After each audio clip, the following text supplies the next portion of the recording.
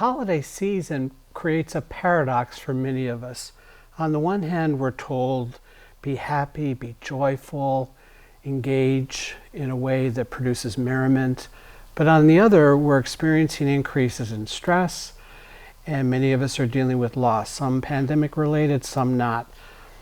Hello, my name is Dr. David Palmiter. I'm a professor of psychology here at Marywood-University. On today's edition of Mental Health Matters, we're going to talk about holiday stress, how to think about it, how to react adaptively to it. I'd like to begin by introducing my panel. To my immediate left is Dr. Cynthia Edwards-Hawver. Dr. Edwards-Hawver is a private practitioner in Clark Summit and also owns her practice group. Next to Dr. Edwards-Hawver is Ms. Julie Ruddick, who is a psychology major here at Marywood and also president of a psychology club. Next to Ms. Ruddick is Dr. William Chase. Dr. Chase is a graduate of our PsyD program here at Marywood ages ago, a very experienced clinician now in the Clark Summit area. And lastly, we have Dr. Jean Kelly. Dr. Kelly is also an alum of Marywood, our PhD program, and is currently full-time on our faculty. Welcome, everybody. So let's begin by this. It confuses many people, this idea of positive stress. Can you talk about this concept of positive stress and how it pertains to the holiday season? Meaning the focus on being happy? Just the idea that positive events can be stressful. Yes. I personally, I think that people have, a very much an idea of a, Hallmark movie type Christmas, and we're supposed to have this beautiful picture perfect event, and in reality that's never usually what it looks like. And I think it sets people up to have anticipations and letdowns and be disappointed and compare themselves to others, which, even though it is a fun, happy season, it often leaves people very stressed out, sometimes physically sick, mentally overwhelmed by the time the holidays are over. I think positive stress in general is something that people often hear and think of it almost as a contradiction, that we think of stress as universally something that's difficult, something that's challenging, something that's unpleasant, but stress comes from anything that we have excitement about, whether it's good or bad. So with the holidays, there's so much excitement over preparing, decorating, and sometimes we overdo it, but even if we're not overdoing it, there's still a lot of demand to get the grocery shopping done, pick the right presents, make the house look just right, make sure that we're creating a fun environment for our families. And with that, it certainly comes a whole lot of demand that we sometimes don't recognize, that we have to, kind of keep in check so it doesn't kind of run away on us. Yeah, I think for myself a lot about folks who have children, so the positive stress of trying to make memories, for children. Like I personally don't have children, but, I hear from many of my friends about even just the simple stress of, or to me, the simple stress of managing the elf on the shelf. Right, and so that's just another task that has to be done, sort of to keep those memories going. And for any younger viewers who may be watching, we're very aware of the magical powers of Elf on the Shelf here. Absolutely. Yes. Julie, you're aware of some statistics about stress in the holiday season? Yeah, so I actually read from Vail Health's Foundation. They actually did a 2014 study on just people in America that love the holiday season but yet get very stressed out. And it actually said that 24 of people who are already diagnosed with a mental illness believe that their mental illness or like any factors increase because there's just too much pressure, too much things to do, too much like expectations that aren't getting met. So one of the things, whenever someone's experienced a loss, there's a sense, here's the general culture and here's me with mood. But then the holidays come along and there's a sense, the culture's up here now, so there's a greater distance between me who's experienced a loss and the culture at large. Can you speak to that, what it's like to be dealing with a loss during the holiday seasons? I could speak. I I actually, on a personal level, lost my mom almost a year ago today. And having that loss right before the holidays unexpectedly, and having 2 little kids, you know, it was really hard to navigate. And so I kind of pulled out my psychology toolbox and really lowered my expectations. And I think if you're going through the anniversary of a death during the holidays, figuring out ways you can remember them, but being honest that you're sad and you miss the person, and it's okay to take time with your memories and feel your feelings, and not, you know, have it ruin your holiday, but almost, you know, give yourself some more space when you have a loss. There seems to be some pressure for all of us too. I've been trying to figure this out for myself, just walking around, that there's this cultural pressure to be in denial about the fact that we're still in a pandemic. Mm-hmm. Can you talk about that? What you're seeing, or what your thoughts are about that? I mean, for me, just seeing the news coverage about the newest variant, you know, and now, I mean, just this morning seeing that, you know, originally there were no cases in the U.S. and there was a case in California. Now it's 4 states, and then there's 5 cases in New York State, and so it's this almost like a feeling of impending doom. Mm-hmm. And you're sitting there like, gosh, are we going to lose our holidays again? Are we going to have to go back to this, and this worry of, you know, trying to live in a virtual world when so many of us really need physical human connection? Mm-hmm. How about the stress that about spending during the holiday season? What can you say about that? I could definitely speak on this. So like, I'm a college student. So like, I'm a full-time student. I don't work currently. And that is a very stressful thing for me, because I want to give back. I don't like receiving, I like giving. So, you know, having to find the perfect present for like my family members and like friends. And then it's like, well, I just spent all this money on Christmas gifts, but now I have to pay for rent. So it's like, yeah, like it is a stress. Like it definitely takes away, because I'm constantly like looking at my bank account, looking if I have the money, like, yeah, so. I think there's even a combination with what you asked previously with regards to some of the denial that exists out there. And I think we're kind of reminded on a regular basis that the pandemic's ongoing, whether it's not being able to buy the object or the item that you were looking for because of shortages or because of shipping issues. And when you do finally find something, you're facing whether like scalper sort of prices for these like special presents for the holidays, or just the inflation that we've seen as a result of all of the ongoing forces. So denial may be a coping mechanism on some level, but it's not a great one when it comes to having to deal with these, especially during the holiday season. The reminders, unfortunately, seem to crop up all over the place, and yet another source of that stress that we were talking about earlier. Yeah, I think we parents, 3 of us are parents. Our love for our kids makes us crazy people. And we imagine that what Santa brings is more important than the connection we have with our kids. My youngest of my children are all 21, and every now and again I'll ask them what their favorite gift was they ever got, and they struggle and they're not sure. And I say, well, what's your best Christmas memory? And it's all stuff that was, you know, $5 and under. So I think that's important for us to keep in mind, and not burden ourselves in the new year supporting Santa's mission, being, you know, in January and February, being angry and upset about it. I often suggest to adults, like, maybe we should just stop like with the gift giving to each other, and maybe focus on the kids to save money for people who are struggling, and just saying, hey, this year is tight, can we not exchange presents or with friends? And I think people are receptive to that. Remember one year my son wanted Jake the Snake. That was the it toy that year, and Santa brought it to him, and a month later it was in the closet. And I was personally angry about Jake the Snake being in the closet, given all I knew Santa had to go through to get that blasted piece of plastic.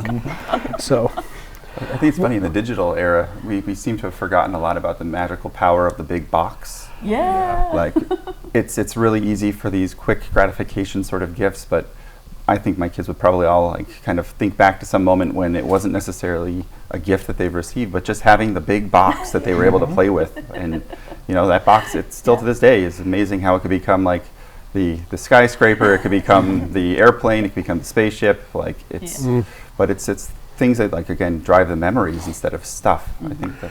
For those who want some ideas, viewers can go to my blog, hecticparents.com, and search for when Santa lives paycheck to paycheck for lots of these kinds of ideas that you're talking about.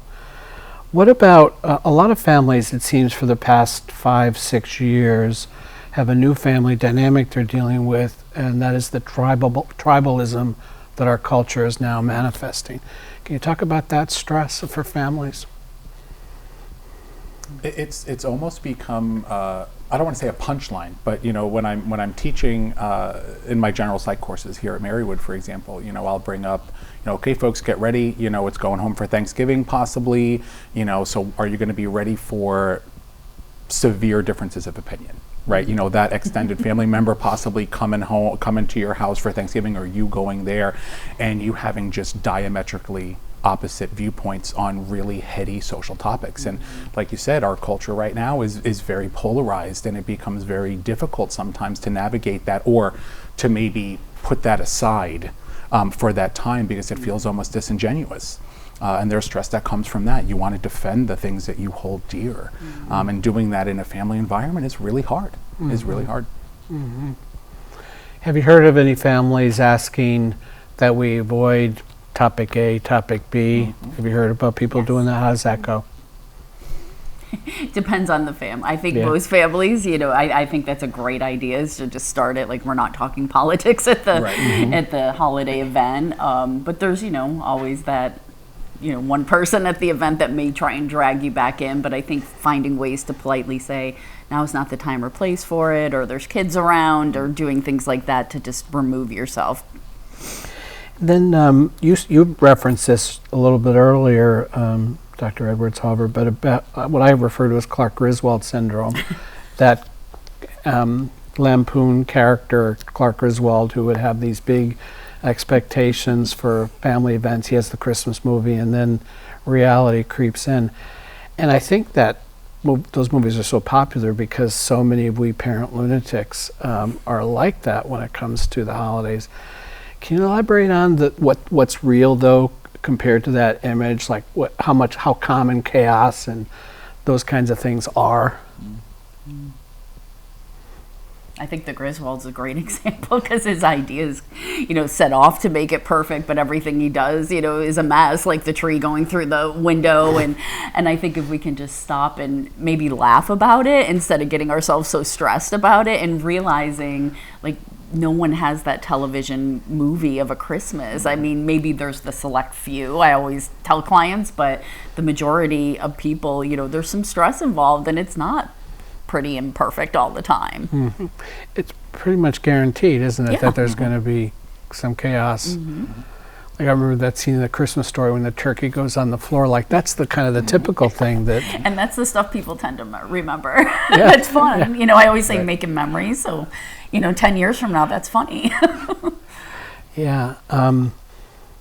So let's talk about some of the things that people can do to respond to stress. And we've started foreshadowing this, but one is just about connection. Can you talk about the role of connection, the holidays, and maybe some ideas that people could facilitate it, especially given some health concerns that we all have? I think the coping side of it, we lose sight of some of it. Like we lose sight, and I think we don't allow ourselves some of that time because we just feel so on the go all the time. So, is it possibly, keeping in mind people's financial considerations, but is it using a delivery service for the food, so you don't have to necessarily run out and get the huge amount of food that you have to buy for Christmas dinner? Do you get it delivered? Again, knowing that some folks are just not going to be in a position to be able to afford the extra cost or the delivery fee or whatnot. So looking at maybe technology as a way to reduce a little bit of that through convenience, I think is one possible tactic. I think using technology, again, has its uses, and we've certainly seen throughout the pandemic through video conferencing and having conversations with family members. For every major holiday since the beginning of the pandemic, there has been a tablet or a computer on our table when we have dinners that we're zooming in with other extended family members who just can't be there in person. Is it the same? No. But hearing that voice sure goes a long distance to kind of recapturing some sense of pandemic normal, I think, for a lot of us. And I think kids too, like the feedback that, kids are so great at pointing out our stresses as adults and saying things like, well, why do you work for 8 hours on a meal and when we could be, sitting and having a good time? So I think it is a really good idea. Like, can we change a little bit and say, hey, let's do takeout, even if it's, Chinese or whatever the takeout is that's easy and efficient, so we have more time to spend with people. So in watching videos of past family vacations, as I watch them, I would think, I don't think I really appreciated the beauty of this moment because I was thinking about the tickets we were going to be buying or how I was going to manage getting on the tram or whatever. And so can you talk about the value of mindfulness when engaging with our family during the holidays? I think when you mentioned the Clark-Griswold's kind of syndrome that can kind of kick in, it's this expectation of what is going to materialize. And the mindfulness value, I think, is there when we stop and we get into that moment and we appreciate that this is, if we're doing this to make people happy, you would hope that you actually have the moment to see if that's actually being successful. And sometimes it's not the finished product that creates that happiness for us. It's something more about like just catching the smile on your children's face, or like being the person who says like Merry Christmas, Happy Holidays to somebody as they walk to like your door when they're delivering something, and just seeing that you're not the person who's like, well, you're 10 minutes late. Like just that those few moments of just being human to each other, I think, goes such a long way. Building on what Dr. J said, can someone tell our viewers what we mean by that word mindfulness?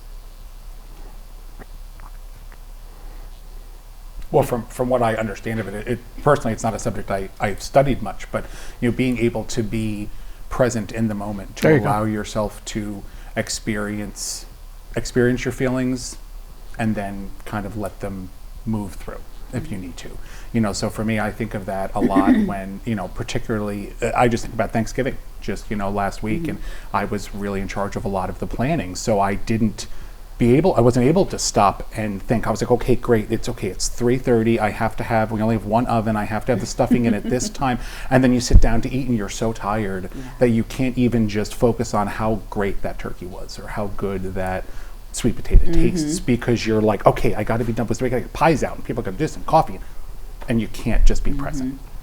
Yeah, I think picking like a word too is often helpful. Like just saying, calm, or think of, the smile on my kid's face, like keeping it simple so you can just keep going back to it as if you find yourself rushing through the meal or you're overwhelmed, or saying, the dishes can wait, I'm going to sit with my family right now, they'll be there tomorrow, like whatever you need to do to stay in the present moment and ground yourself. And viewers can test themselves for this. Like if you guys offered me $1 million if I could tell you the color of my floor in my office, I couldn't get the $1 million. I wouldn't be able to tell you. I've been in there for how many years?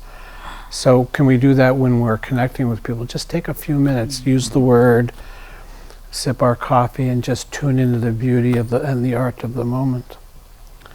What about the importance of, in this culture, in Western culture, we're so good, we think about love as towards others and not so good about love towards self. In Eastern traditions, that's not so much of a problem, but we have this dichotomy. Can you talk about the importance of self-love during the holidays? So I'm definitely one to do a checklist for myself, and it's usually a checklist of what needs to be done for everybody else, and never myself. But now that I have experienced burnout as being a college student, I definitely try to take the self-care an extra step. So around the holidays, I will stop doing a certain task at a certain time, and if it's not finished, I wait until tomorrow, just to be able to spend time with my family, because my family is something that I love, and I feel that is part of my self-love. Seeing others happy makes me happy. So yeah, just setting boundaries for myself is a big thing to help me with my self-love. Thank you for not throwing me under the bus, because I know 2-year finals next week I'm responsible for. Sorry about that. But Julia, you make a really, really important point about the boundary piece being part of self-love just as much, right? So, recognizing, hey, I can't give anymore, like whether it's money or it's time or it's anything, okay, listen, I love you to death, but I need a little time for me. I'm going to go inside, I'm going to wrap myself up in my nice blanket and sip a cup of hot cocoa and watch something I want to watch, and just, for me at that moment. And even little things, like I noticed it was just like my immediate family, but I was grocery shopping for Thanksgiving and I saw these pretty flowers at Weiss, and I thought, I always tell clients to buy flowers for themselves. I'm going to buy flowers for myself. And now when I look at those flowers, it's just a simple thing, but it was like, yeah, it was nice to myself. So just little things can help, I think. So I found of all the human beings I've worked with, the ones who this is the toughest message for are we parent lunatics, the idea of self-love. Can you talk about the connection between self-love and effectiveness then as a parent? Everything that we do as individuals, as parents, is essentially kind of broadcasting to our children, here's how you do this. That modeling is such a huge piece of their development. So, sometimes even with clients, one of the questions you often have to ask is like, what if you were saying this to, like, what if your child was saying this to you? Even if for somebody who doesn't have children, it's that kind of step out of yourself for a moment and realize that, well, like, I wouldn't want my child to be feeling what I'm feeling. Okay, well then what do you need to do as a parent to not model that for them, to not teach them that this is the way it should be? One of the greatest lessons I think you can convey is that, you got to love yourself, you've got to care for yourself, you have to be fair to yourself, because life is not fair. And the fairness that we experience is usually the fairness that we create, and that compassion is such a key component to creating some element of fairness. Again, back to your Clark Griswold syndrome piece, there's that element of, if we set these huge expectations, we're not abiding by these boundaries. Like, we hate it when people maybe throw over ambitious expectations on us, but when we do it to ourselves, it's really easy to put on blinders. And so you don't want if you're passing that forward to your kids, then they're like, oh, I guess I have to always aim for 150%. That's where that burnout can unfortunately come in pretty readily. A good little test people can do for if they're being harsh with themselves is just to notice the next time they're being mad at themselves in their mind, and to pretend that someone they love is sitting there and to say the words out loud. Most people can't even do it because it sounds so harsh, yet we bully ourselves all the time. And you've started addressing this too. What about this idea? I remember a quote from a character Clint Eastwood played, Dirty Harry, very popular movies in the 70s. I probably sound like dentures just fell out of my face, but he had a line, he said, a man's got to know his limitations, as he sneered into the camera. How true is that? How much do we need to think consciously about what our limits are? I think so much. I think that's such a good point, because even if you can not only acknowledge what your limits are, but write them down, remind yourself as the holidays get going, now would be a perfect time to say, this is my maximum, whether it's time, spending, overindulging, like if I don't do this, I'm going to end up sick, like bad things are going to happen. We know that avoidance doesn't get us very far when it comes to dealing with issues. They just sit in the background and fester, unfortunately, and I think knowing our limits, it allows for us to either one, build an acceptance of things that we're just perhaps not that great at, or two, we can put effort in to actually enhance our abilities and to become better at something. If we avoid those pieces, we're kind of stuck in that stagnant place. And I think that's that element of self-compassion starts with knowing yourself enough to know what you need. And I think that's a question people put off like indefinitely, unfortunately. But it's something that is like such a critical piece to kind of reflect on and to build some self-knowledge on. Well, it's looked at as a weakness too, I think, right. Instead of people often say, well, I can't accept my limits, it's weak. And it's like, maybe we can reframe that to think, no, it's a strength. It's a strength to know what your weaknesses are or your limits, and that's when you can then set the boundaries. What happens if we ignore our limits and act like we don't have them? You burn out. Incredibly. For me, most of my career, I've worked with college students, and we tend to see in the first semester, right around this time, I talk about it in my classes. I look at the students, I'm like, okay, so what's your stress level like right now? And they're looking at you like with deer in the headlights, because it's this onslaught and they don't know how to handle. And I always make sure that I talk about, okay, folks, well, this is possibly the first time in your life that you're dealing with a significant amount of quote unquote adult stress. Let's not start self-medicating.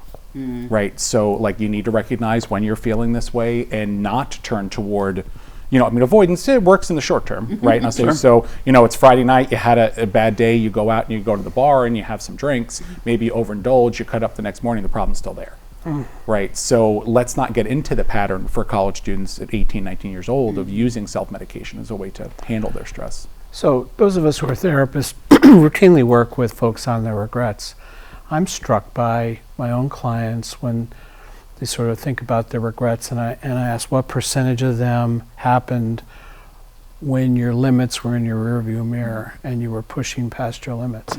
And over 90% of people's regrets happen when they've gone past their limits. At least that's what my clients tell me. Wow. So let me, you know, I've been asking questions. Let me go around and share a holiday stress coping tip that you like that we haven't talked about yet. Okay, I'll start. So like, I personally love Christmas movies. Love them. Especially if I can like watch them with the ones that I love. So in my family, because like we have like such this long break, my brother's also in college, so he has this long break. We all pick a movie and we watch it. Not necessarily like the same day, maybe like every Friday it's like a movie night. Just to get like my mom out of the kitchen, my dad out of whatever he's doing, like my brother out of his room, like we all sit in the living room and watch this movie. Like no phones, no electronics, just us, our hot cocoa, our blankets, our matching PJs, and we watch the movie. Your number one movie? Elf, for sure. Yeah. It's popular in my house too. Can't get over that. Yeah. What else we got? I think coming from the parent angle, and this is maybe the best piece of advice that actually builds from something that you had taught me many years ago when I was a graduate student at Marywood. It's the concept of allowing, especially during this holiday season, for parents to have that special time with your children. Like, again, and that you reminded me when you mentioned the idea of shutting off the phones and keeping them out of the way, but just to have a time where there's no digital distractions, where you are able to almost like induce that mindfulness we've talked a little bit about and just be in that moment, like being able to see that joy, being able to actually, especially if we put all this effort into trying to make everybody around us happy, reap what you sow, like, you know, enjoy the fruits of your labor there and just see that joy exist, be able to experience that. I'm a big music fan. Not necessarily Christmas music, am I going to listen to in my car, because I'm going to catch it everywhere else if I go into a store or something. But, you know, for me, I think about even those small little in-between times, like when you're, you know, running from store to store, you're going from this to this, and you got 5 minutes and you're stuck in traffic and you're already upset. Putting on your favorite song and belting along with it, playing drums on the steering wheel, you know, letting that music take you to a different place, even if it's just for that 3 to 5 minute time. Give yourself that little bit. Yeah, that's a gold mine that I think I need to go to more often with myself and my clients. One little tip I saw in the science is that if you're feeling down and you want to use music to lift your mood, start with a playlist where the music matches your mood down, and then build toward the place you want to be in the songs. Good tip, Jean. Thanks. I would say I've discovered Audible, so and actually have allowed myself, I think, from being, you know, in psychology and doctoral program for so many years, just this hardcore, always learning, knowledge. Everything was always, you know, nonfiction and learning, and I've discovered fiction books again, and just, you know, I can do the laundry while I'm wrapping presents, and so, you know, I pop my earbuds in, and even if it's just doing the dishes or doing so, I just really find like, oh, this is a nice escape for a few minutes. And one of the things I found with my kids over the holidays was just a simple game. I think the game's called Do You Know Your Family? And it was a great game to just have us sit there, no devices, and really get to know each other again. And I was surprised at some of the fun things that came out, that how my kids perceive my husband and I versus what we would say. So just little fun things to break it up. Brene Brown makes a big deal out of one aspect of essential for being on what I call a high road, she calls wholehearted life, is play that has no other agenda other than being play. Yes. And the same thing for art, she would say, I think. Yeah. Well, thank you guys very much. This has been very helpful. Thanks for watching this edition of Mental Health Matters. Please look for our next program in February, the topic of which I currently do not remember, but I know it's going to be awesome. So look for us then. Till then, happy holidays and Happy New Year.